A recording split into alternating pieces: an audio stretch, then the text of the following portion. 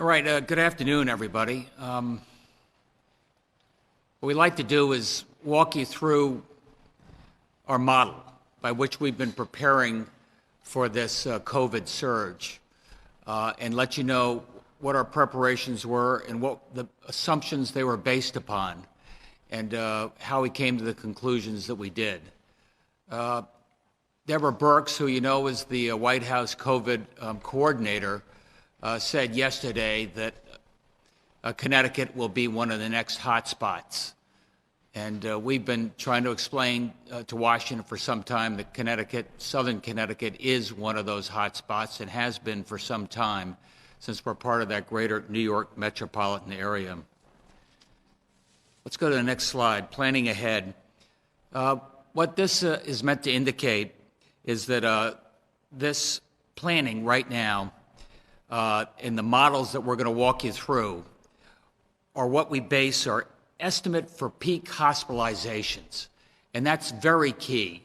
And when we talk about a surge, you're going to see it's not one of those lines, but it's a series of rolling apexes, and that's how we've tried to coordinate our response. When I say coordinate our response, as we've described over the last couple of weeks now, what we're doing in terms of hospital space, what we're doing in terms of staff, two places where we have a fair amount of control, and what we're doing in terms of stuff, just getting the PPE, the beds, the food service, and ventilators, and where we came up with those assumptions for those. And these models, as the slide says, are estimates, could be better or worse. I'll try and tell you why I think we could do better, and my friends here will bring me back to reality on how they could be worse. Here's the daily hospitalizations. This is worth saying a couple things. It was exactly 4 weeks ago that we had our first COVID infection at Danbury Hospital. And this first slide represents where we see the peak for Fairfield County. Fairfield County, as you know, being closer to Westchester and closer to New York, is where the virus hit Connecticut first. I'll tell you, overall in the numbers, they're sort of interesting. We've had some positive indicators in terms of percentage of infections and number of infections over the last 4 or 5 days. That changed today. We've had 1,000 positives recorded out of 1,715 tests. So what that means is our number of positives went up about 29%, which is probably more than we've seen in the past.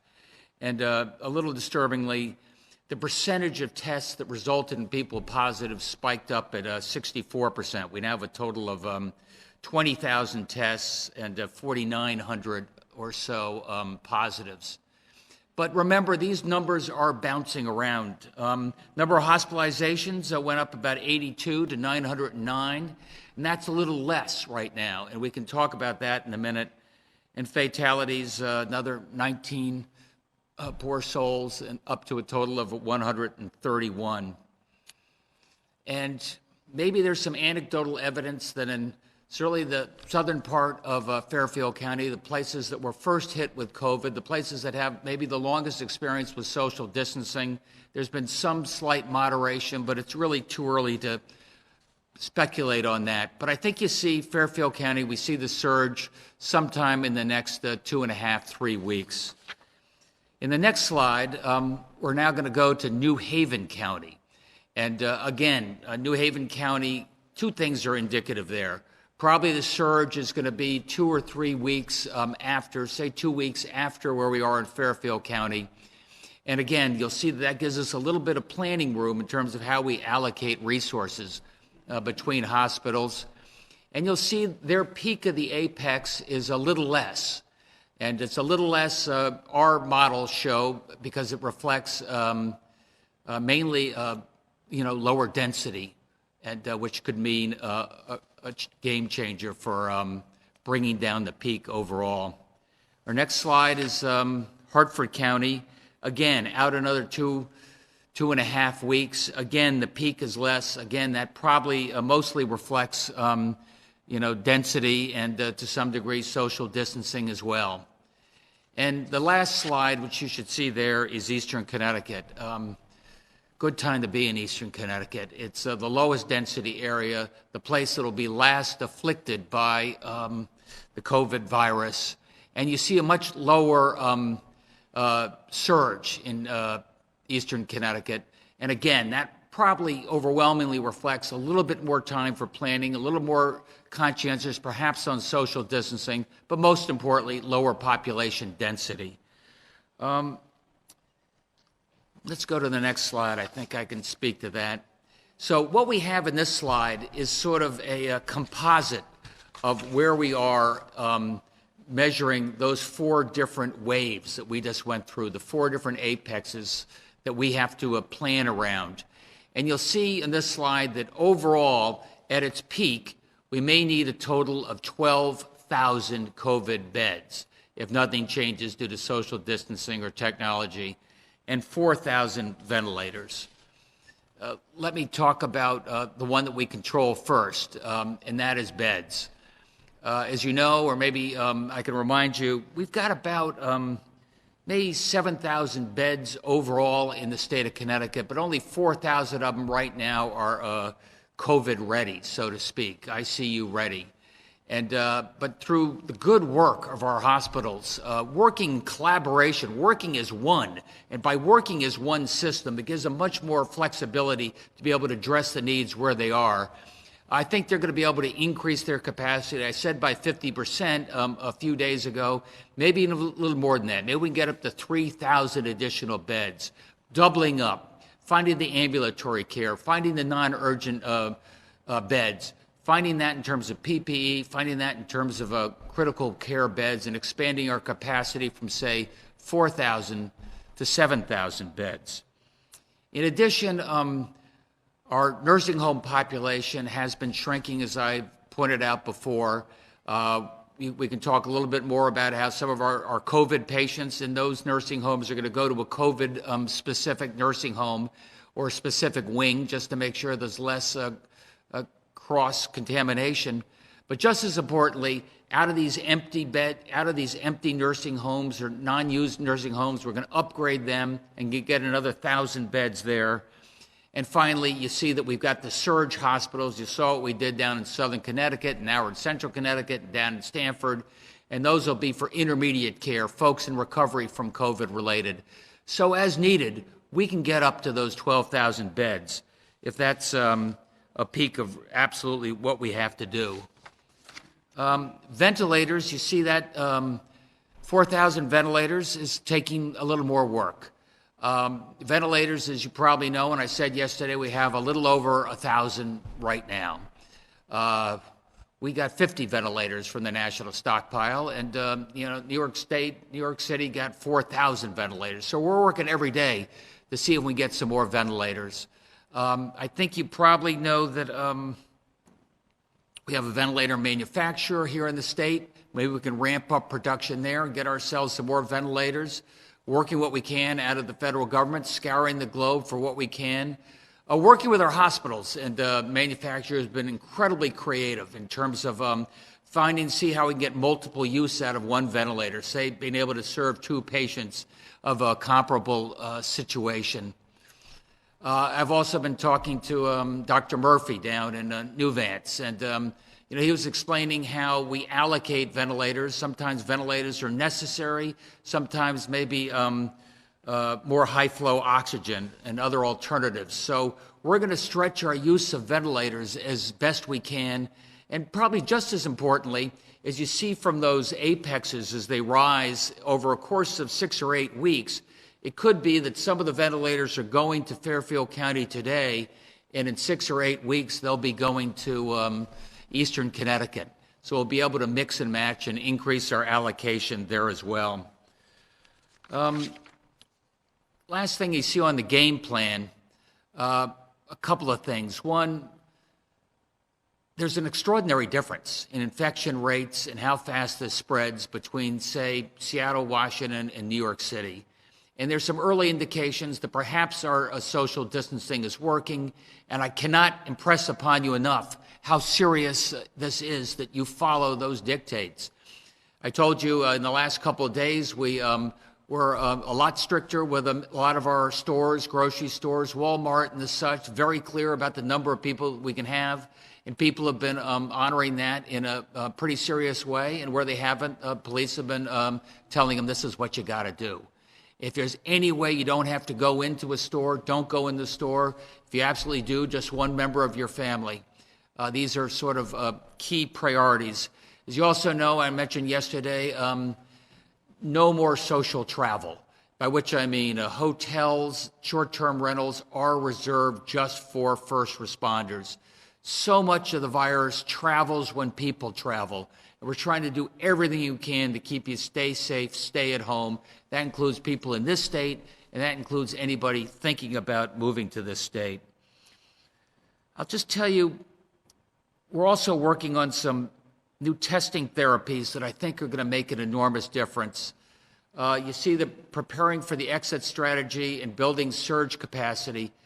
We've ramped up our testing quite a bit. You see, we did a lot of testing yesterday. I'm really pleased to be able to announce to you today that Semaphore, which is a Connecticut-based company, has just announced that they're going to be able to add another 250 tests for us by tomorrow. And by next week, we hope they'll be able to get up to maybe 1,000 or 1,250 tests. And that's enormous because that frees up beds, because we find out who is COVID and who is not, who needs that ICU bed and who can go somewhere else. And it's freed up over 40 beds for us in those 4 hospitals in southern Fairfield County just in the last few days. You probably heard a little bit about Abbott Labs and their 15-minute test. And there, through some real outreach, us to them and them to us, we are really pleased that we are one of the first states where they're able to get their 15-minute tests in operation. They're doing that right now down in Stanford Hospital.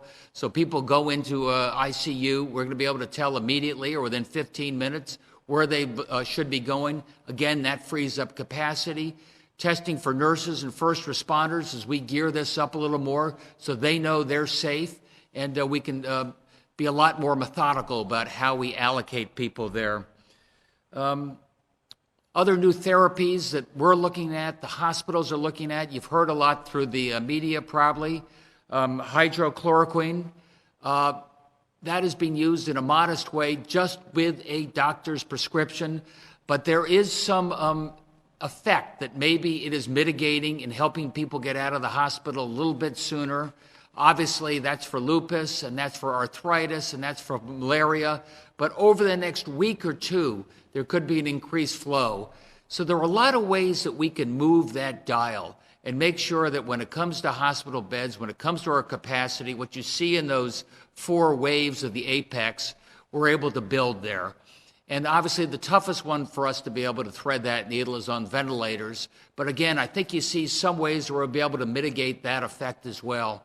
So I'm really confident that working together, working with all of our hospitals, working across the state of Connecticut, we're in as good a position as we can be given these circumstances, and everything we control, I think we're controlling in a very thoughtful way. I've been so proud of the people of Connecticut and so proud of all the commissioners. We're on the phone with each and every one of them today. You know, with that, I can say, Josh, if there's anything you'd like to add, or we can take some questions. Take questions. For the federal government to recognize we're a potential hot zone. You've been saying it all along, and now it's here, and you see the waves for the federal government to admit that. It's important, and I'd like to hope that they act on this. Now that they've recognized we're part of the hot zone, now they see what the infection rate is. I believe they still have some ventilators down there in that stockpile, and I think they ought to be prioritizing Connecticut along with the other hot zones. Have we received any expired PPE from the national stockpile? Not that we're aware of. The way that we're hearing how things happen is that a testing center figures out that a patient tests positive for the coronavirus. That is then sent to the Department of Public Health. The Department of Public Health has to manually input that. Then it goes out to the local health departments. Then the local health departments are able to put that out to dispatchers so that they know when they send out first responders, they are going to a place where there is a positive coronavirus test. What we're hearing right now is that That going from DPH, where the testing center sends it to DPH, DPH has a 7-day lag right now, inputting it manually and then sending it out to local health departments. So what's happening is what we're hearing from those on the ground is that they are going to places that the state knows tested positive, but the first responders don't, and it's putting them at jeopardy because they don't know that they need to take the extra precautions. Are you hearing that, and what is DPH doing to try and reduce that 7-day lag? Want to start with that? Dr. Carter? Hi, I'm Dr. Matthew Carter. I'm the state epidemiologist. All of our large commercial laboratories report to us electronically, so there is no delay if it's coming from Quest or LabCorp, and it's brought right into our system and accessible by local health. I'm not aware of a 7-day delay. Some of our, the smaller laboratories that have recently come on board are sending us Excel spreadsheets, which we upload into our system.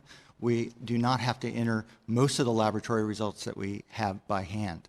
So I am not aware of a 7-day lag that you're describing. From DPH to the local health departments, it is day of, you were saying? As soon as we have it, the local health department has it. There's no delay. We share the same system. All of our local health directors are part of our electronic surveillance system. So the moment it is brought into our system, they see it. And remember, the Abbott lab test is going to be an expanding piece of our testing. That's almost in real time. What a difference that's going to make. Can you tell us more about the baby and how the baby died, if the baby possibly died of other causes and was also COVID positive? Want to speak to that, either of you? Yeah. Well, first off, cause of death is determined by the Office of the Chief Medical Examiner, and that is their task. Public health surveillance is very different. Our purpose is to try to identify people who test positive for COVID-19 so that we can implement control measures. So anyone who tests positive, contacts of that person need to be in quarantine. So our definition, what we're counting at the State Health Department, is different than what the medical examiner counts. I don't know the cause of death of this person that you're talking about, or any of the people, because we don't determine cause of death. We define laboratory-confirmed COVID-19 associated deaths as anyone who has symptoms of COVID-19, test positive on a COVID-19 test before or around the time of death. We do not determine causality, but that is our determination for public health purposes. The medical examiner has a totally different job, which is to try to determine causality. And you'll really need to talk to him about the cause of death. And my understanding is, and having worked with all the medical examiners for the past 35 years, determining cause of death is not always easy and can sometimes take weeks to months. Is it still accurate to link the death to the coronavirus? Well, from a public health perspective, every COVID positive case that we hear about requires a public health action. So if someone dies and they test positive for COVID-19, for us in public health, that means we are still reaching out, identifying contacts. We do not, in any of our statistics, if you look at how we do flu surveillance, it's done the exact same way. You go to our website, you look at our weekly flu report, we list influenza-related deaths. This is how public health does this across the country. We do not try to, we have our role, we have our job, the medical examiner has his job, and they're very separate, and we count different things. What we do know is that little baby tested positive for COVID. Do you know who the new positive cases are? Are they frontline workers? Are they nursing homes? Because we've heard reports a lot of nursing homes are testing positive.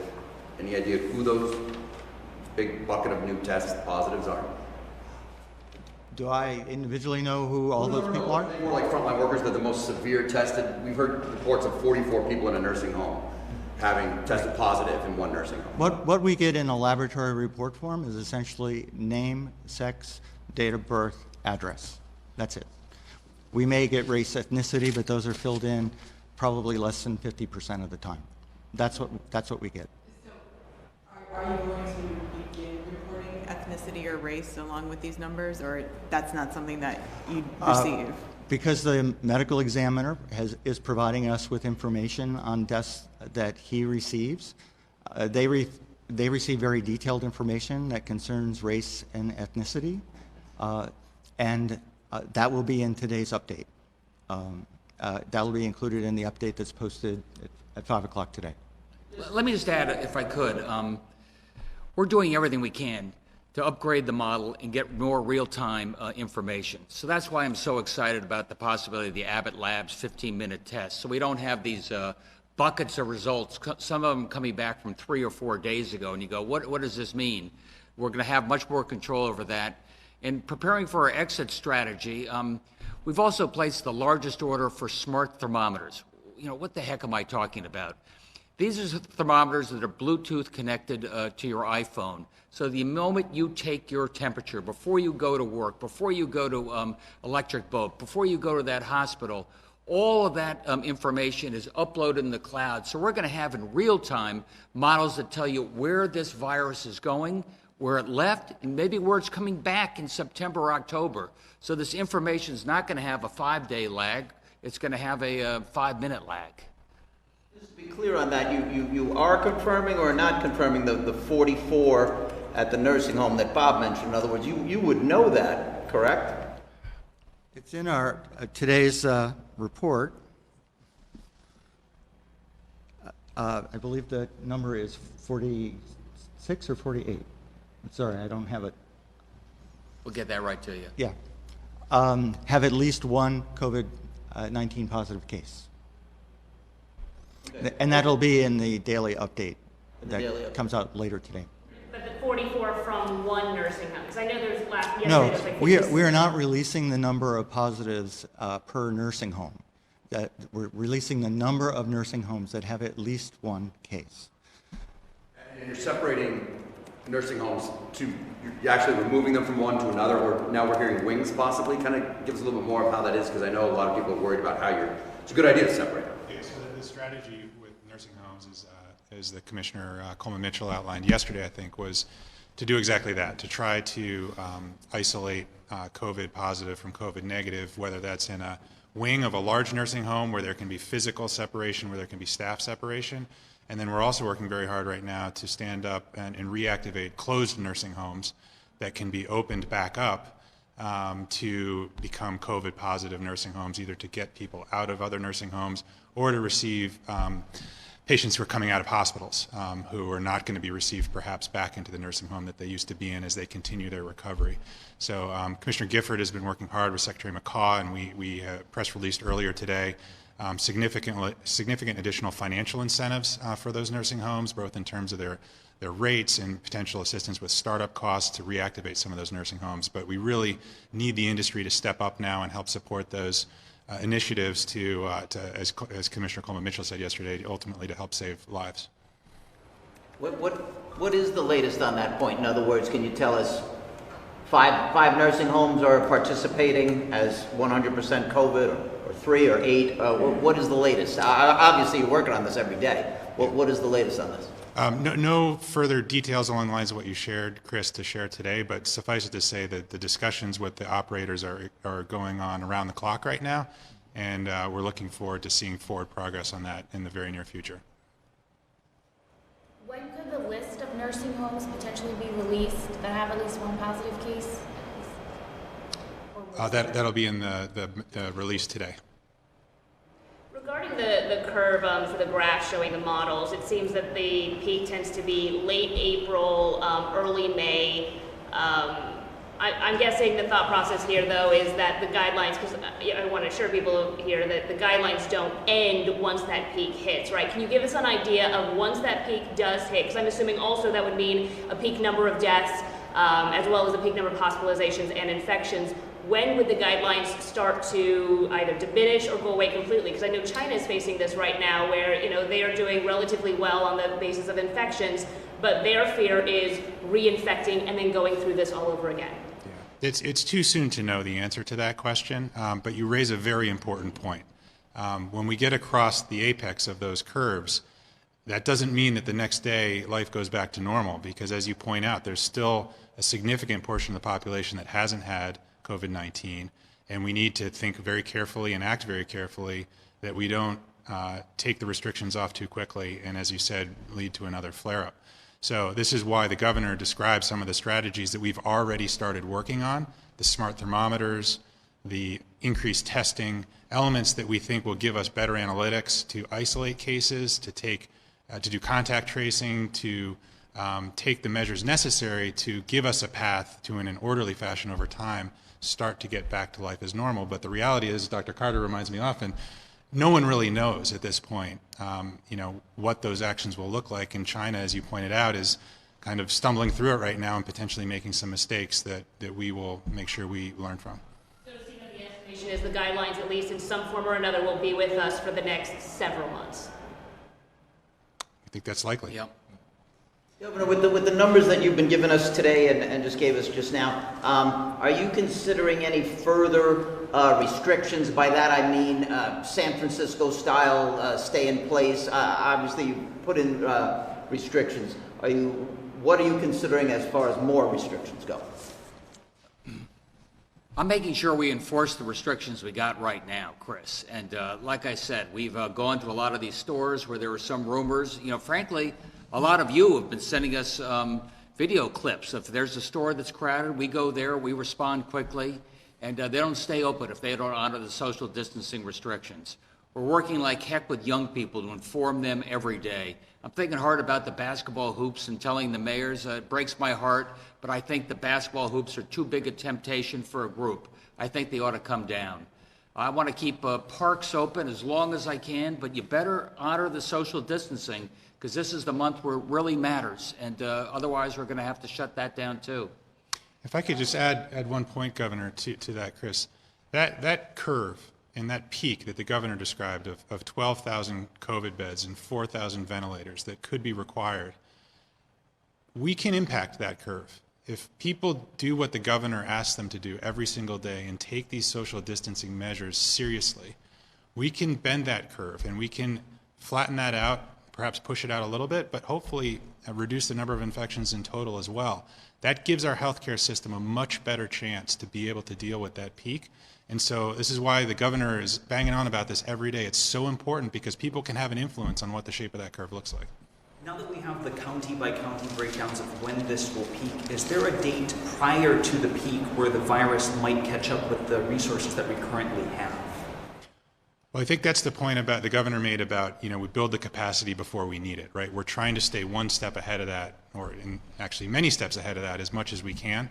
So, right now, again, as the governor said as well, it depends on the part of the state that you're in. We know our hospitals in Fairfield County are more stressed right now.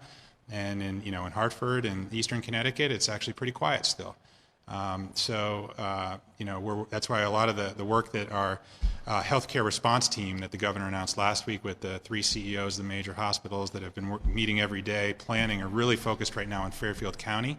But we're still ahead of the curve in Fairfield County right now as well. So how many beds do you have? So you need to get to 12,000. How many do we currently have? Yeah, so as the governor mentioned earlier, we have 7,000 beds in total in the hospital system, staffed beds, of which about 4,000 are available for COVID patients, a portion of those which are actually occupied with COVID patients right now. But we still have several thousand beds that are unoccupied in this state that could take COVID patients. In regards to nursing homes, we've had family members reach out to us saying that they're only being notified when a loved one has died, not when they are sick. Why is that? Or is that are you guys not allowing people, the communication between nursing homes and patients is not, and their families, we're getting complaints that they're not being I don't know told. what that would be. I mean, if somebody is ill, they're in regular phone contact all the time. The only thing we've stopped right now is the visitation for reasons of infection. There's no other lack of communication. Governor, is there any discussion right now from your office regarding masks? I know that the CDC, there's word that they're going to issue a guidance on anyone out in public. Some mayors in other states have issued guidance ahead of that. Anything on your end that you're looking to do at this point? Yeah, you probably saw in the executive order the other day, we said anybody who can probably should use a mask if you're in a forward-facing job at, say, a big retail establishment. I was talking to one of the major factories that are still under production because it's defense-related. And they want all their people to wear masks. Right now, it's a supply issue. We're working our hearts out to find where we can get masks, not necessarily N95, but just a cloth-based mask. That protects you modestly, but protects everybody else. So in those congested places, it really is a good idea to do. In the meantime, scarves and other type of will be an intermediate step. But I think we're going to see more of that type of mask available, and I think that probably will be a CDC recommendation. Volunteers. You've said you've had like 3,000. You keep getting more and more. Do you need more? We keep seeing more, maybe a different non-medical. Yeah, we do need more volunteers. Particularly now we need also non-medical volunteers, as you point out. We're going out. We've set up we set up our 211 website for that. We're getting folks. You know, I need folks, at Food Share and Food Bank. A lot of the folks who used to volunteer there, maybe they're a little older, they're staying at home for very good reason. We're trying to get young people to fill in there. We need them to help sort food, maybe get that food to the food pantry. We need younger folks there to be able to help get that food out to folks. And just as importantly, or more importantly, get the food to an elderly person or somebody who's under quarantine. So we're opening up that portal within a day or so. Lisa Tepper Bates is taking the lead on that, and I do hope people step up and help us there. There is some numbers on testing. At one point that was slowing down, and then it was ramping up. What is the latest on testing? There was some, and frankly, I think you're going to see it continue to expand. Obviously, there's been stop and start with some of the reagents. We found new protocols for the people who are administering the tests so we can save PPE. You heard what we're doing with Abbott. I mentioned Semaphore. So I think you're going to see very good progress, and that means our data and that means our modeling will be a lot more exact.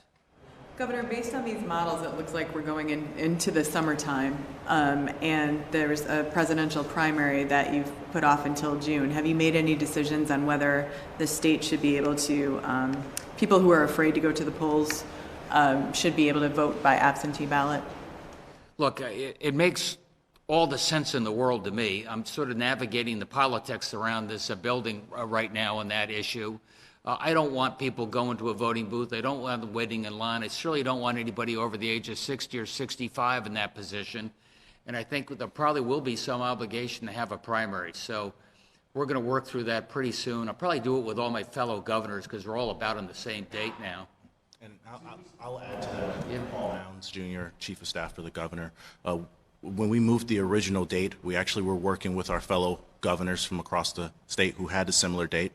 As you've probably seen, you've seen Pennsylvania move their date, New York moved their date to a later date based upon various guidelines. But we're continuously having the conversations with our other governors about whether or not there needs to be further modifications as deals with dates, especially since the various political parties have changed their overall convention dates as well. As it goes to the absentee ballot front, the governor has asked members of his senior staff to work with the Secretary of State, the clerks, and the registrars, as well as with legislative leaders, to sit down and really come up and see what is the next path forward overall. So we should have some more information on that in the coming days. Do these models suggest that students might not be going back to school this year? Well, I'm going to leave that up to Miguel Cardona, but I think you can see the dates on these surges, and it does imply we're going to go way past April 20th, doesn't it? With the surge in cases expected, what are your thoughts on how the safety of prison inmates is currently being handled, and do you have a response to the ACLU filing that lawsuit today? I will tell you that we are doing everything in the name of public health. And when it comes to folks who are incarcerated right now, obviously, anybody that doesn't have to be in prison is not being sent to prison. Anybody who is nonviolent or ready to be released, or we're soon to be ready, is out. We're opening up more capacity. The group that I'm most concerned about are the elderly or the older folks who are in the prisons right now. And I want to do everything I can from a public health point of view where they're safest. Many of them don't have any other place to go. And also in our prisons, we do have extra capacity there. We have negative pressure areas. And that's going to be my priority, the public health of each and every one of those individuals. Dr. Carter, you know, there's going to be thousands who are presumptive positive either right now and in the coming weeks whose symptoms will not require hospitalization. Is there any medical advice that you would give to them while they recuperate at home of what they can be doing to get better? Is there a diet they should follow, supplements or over-the-counter medicines that they should be taking?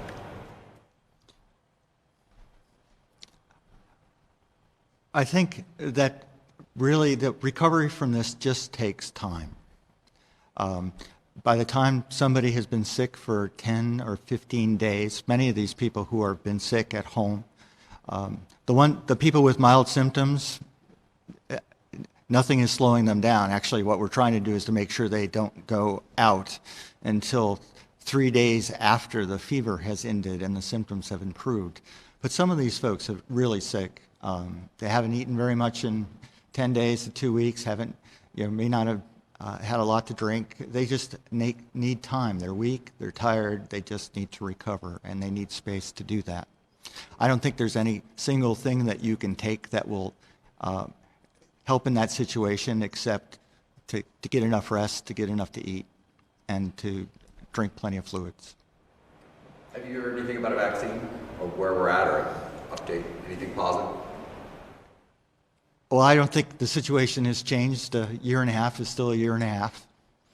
That's what the vaccines are going to take a little longer. I have a little more hope on the therapies, especially some of these therapies that are already being used safely for other purposes. So I think a lot of our hospitals give me some hope that we may have something in the next few weeks or that would make a difference, at least in terms of trying to mitigate what these surges are. I'll just, leave you in conclusion. Look, this is a tough time for our state, and it's a tough time for our country. There's no question about it. We've been through these tough times before. It took us a while, not so much as a state, but as a country, to really realize the gravity of the situation we're confronting. But I really believe at this point the federal government, the state government, the local government, the citizens understand what we got to do and how we get through this safely and bounce back for a day thereafter. As Josh said, these charts and surges and graphs you see, we can impact that. We can impact that by our behavior. We can impact that by social distancing. We can impact that by doing the best things we can with our hospitals and our therapies and preparing as best we can. We're going to get through this by sticking together, and God bless you all. Thanks, everybody.